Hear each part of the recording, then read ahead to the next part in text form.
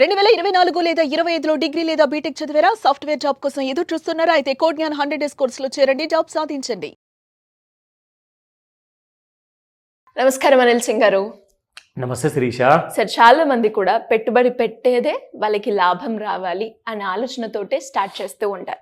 కానీ తెలుసో తెలియకనో గైడెన్స్ తీసుకున్నా కూడా కొన్నిసార్లు మనము ఎక్స్పెక్ట్ చేసింది ఒకటైతే రిజల్ట్ వచ్చేది ఇంకొకలాగా. సో అలాంటి సందర్భాల్లో అంటే వరస్ట్ కేసులో కూడా మనము ప్రాఫిట్లోకి మార్చుకునే అవకాశం ఉందంటారా? దాన్ని ఒక పాజిటివ్ వేలో మార్చుకొని మళ్ళీ డబ్బులు సంపాదించుకోవచ్చా? ఎలా? ఓకే, ఒక కళని నిజం చేసుకోవడం అంటారు దాన్ని. ఎందుకంటే dream come true. Basically what happens is, ఇప్పుడు పెట్టుబడి పెడతామండి, ఏదో ఒక కారణం వల్ల ఆ పెట్టుబడి పాజిటివ్గా వెళ్లకుండా మనకు ఇచ్చే ₹1,00,00,000 కానివ్వండి, 100 కోట్లు కానీ ఏదైతే ఆశతో పెడతాం కదా, అది కాకుండా ఉన్న ₹1,00,000 కూడా తీసుకెళ్ళిపోయింది అనుకోండి, ఎంత బాధగా ఉంటుందంటే. లేదంటే వర్స్ట్ పర్ఫార్మెన్స్ గురించి మీరు చెప్పారు. సో వర్స్ట్ పర్ఫార్మెన్స్ అంటే ఏంటి? There is a difference between both అనమాట. ఎందుకంటే out performance, under performance, market performance, ఈ 3 ఉంటాయండి మార్కెట్. ఎప్పుడైనా గుర్తుపెట్టుకోండి. అవుట్ పర్ఫార్మెన్స్ అంటే మీకు దాదాపు ప్రతి సంవత్సరము 60% నుంచి 100% మీకు ప్రాఫిట్ వస్తే అవుట్ పర్ఫార్మెన్స్ ఏంటి అసలు? దానికి ఇంకొక వర్డ్ కూడా లేదు అసలు. దానికి ఎలాంటి వర్డ్ మనం పెట్టలేం. మార్కెట్ పర్ఫార్మెన్స్ అంటే ఏంటంటే మీరు దాదాపు 12% సంపాదిస్తున్నారు, 15% సంవత్సరానికి ఒకసారి, 18% సంవత్సరానికి ఒకసారి మీకు వస్తుందంటే మార్కెట్ పర్ఫార్మెన్స్. ఓకే అంటే మరీ ఎక్కువ కాదు, మరీ తక్కువ కాదు, మిడిల్లో ఉంది, అది మార్కెట్ పర్ఫార్మెన్స్. ఇప్పుడు వర్స్ట్ పర్ఫార్మెన్స్కి వద్దాం. వర్స్ట్ పర్ఫార్మెన్స్ అంటే ఏంటో తెలుసా? మీరు ఎఫ్డీ పెడితే బ్యాంక్లో ఎంత వస్తుందండి ఇంట్రెస్ట్? మీకు లక్షకి కనీసం ఒక 5%, 7% వస్తుంది సంవత్సరానికి. మీకు ఇక్కడ సంవత్సరానికి 1% వస్తే ఏమనిపిస్తుందండి మీకు?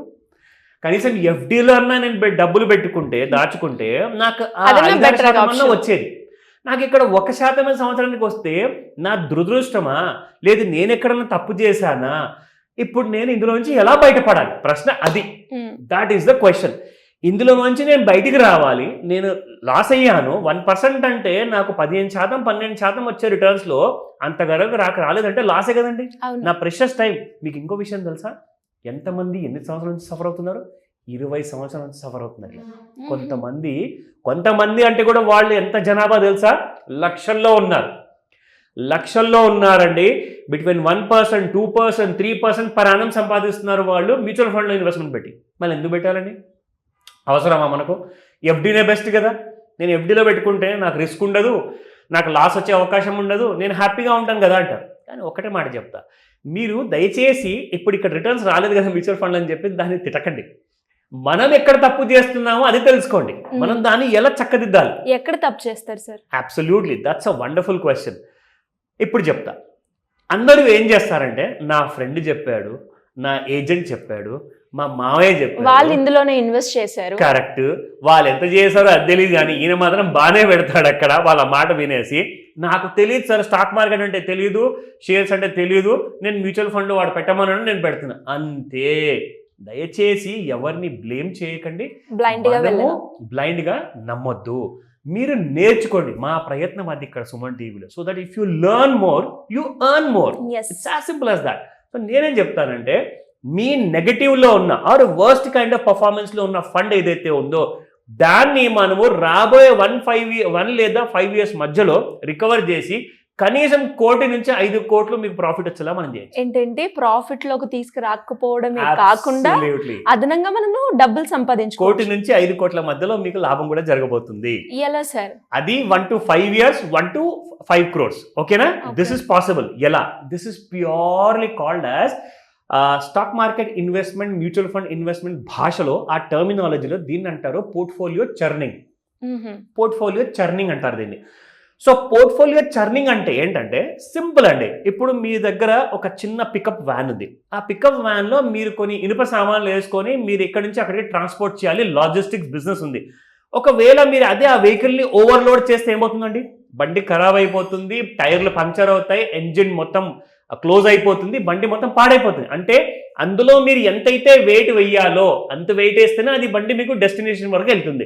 సో నేనేం చేస్తానంటే, డిఫరెంట్ కైండ్ ఆఫ్ సెక్టర్స్లో మీకు డిఫరెంట్ కైండ్ ఆఫ్ వెయిటేజ్ ఉంటుందన్నమాట. ఫర్ ఎగ్జాంపుల్ బ్యాంకింగ్ సెక్టర్, మన ఇండియాకి వెన్నుముక్క లాంటిది బ్యాంకింగ్ సెక్టర్, చాలా స్ట్రాంగ్. కానీ మనకి డబ్బులు ఇస్తుందా? ఇవ్వదు. SBI మీకు 200 నుంచి 8,800 రానికే 20 సంవత్సరాలు పట్టింది, 20 years పట్టింది. అలాంటిది ఇప్పుడు మనకు 20 years లో 10 రూపాయల షేరు 10,000 రూపాయలైన షేర్స్ కూడా ఉన్నాయి. మరి 10 రూపాయల నుంచి 10,000 అయిన షేర్స్ నేను ఎలా గుర్తుపట్టాలి? మీరేం చేయాలి అంటే, మీరు పెట్టిన సెక్టోరల్ ఫండ్ ఏదైతే ఉంటుందో, అది multi cap, large cap, small cap ఇవేవైతే ఉంటాయి కదా, అది ఇప్పటిదాకా ఎంతవరకు పెరిగింది అది నేను ఎలా తెలుసుకోవాలి? ముందు వెళ్ళేది పెరుగుతుందా లేదా అన్న విషయం కూడా నేను ఎలా తెలుసుకోవాలి అంటే, సింపుల్గా మీరు మాస్టర్ క్లాస్ జాయిన్ అవ్వాలి. కానీ దానికంటే మీకు ముందు నేను మీకు ఒక నిజం చూపిస్తా. సో ఇదే అండి ఒక వెబ్సైట్లో the worst performing mutual funds of 2024. Are you invested in these funds by bad luck? Let me show you. So ఇక్కడ మీరు చూసుకుంటే శిరీష, మనకు కేటగిరీ వైజ్ ఇక్కడ మనకు కైండ్ ఆఫ్ ఫండ్స్ ఉన్నాయన్నమాట. సో లిక్విడ్ ఫండ్ పేరుతో చాలా మందిని అంటగట్టేస్తున్నారు మ్యూచువల్ ఫండ్స్. దీని తర్వాత ఓవర్ నైట్ ఫండ్ అంటారు, మనీ మార్కెట్ అంటారు, బ్యాంకింగ్ అండ్ PSU ఫండ్ అంటారు. ఇలాంటివి ఎన్నో ఉన్నాయి. ఇక్కడ మనం చూసుకుంటే చాలా మంది ఏం చెప్తారంటే, సార్ ఈ బ్యాంక్ది ఈ కంపెనీది ఇన్వెస్ట్మెంట్ చేస్తే మన డబ్బులు చాలా వస్తాయి కదండి. ఇప్పుడు LIC mutual fund banking and financial services fund అని చెప్పిందండి. ఎంత ఇచ్చిందండి? 2%. అది మరి ఇదే ఫీల్డ్లో ఉన్న వేరే మ్యూచువల్ ఫండ్స్ ఎంత ఇచ్చాయి? 23% వరకు ఇచ్చాయి. మరి చూసారా ఎంత దారుణం. దాంతోపాటు LIC అంత బ్యాడ్ పర్ఫార్మెన్స్. ICICI అయితే మరీ దారుణం శిరీష, 1.5%.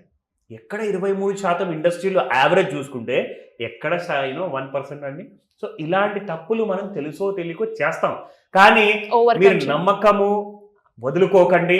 నేను చెప్తున్నాను, తిరిగి మీ లాసెస్ని ప్రాఫిట్లోకి ఎలా తీసుకురావాలి, దానికి కావాల్సింది ఒక చిటికెడంట నాలెడ్జ్. ఆ నాలెడ్జ్ని మీరు సంపాదించాలి అంటే నేను మీకు సపోర్ట్ చేస్తాను. డెఫినెట్గా sir. Anyways thank you so much. Welcome Sirisha. Suman టీవీలో మీ పర్సనల్ అండ్ బిజినెస్ ప్రమోషన్స్ కోసం కింది నెంబర్కి కాంటాక్ట్ చేయండి.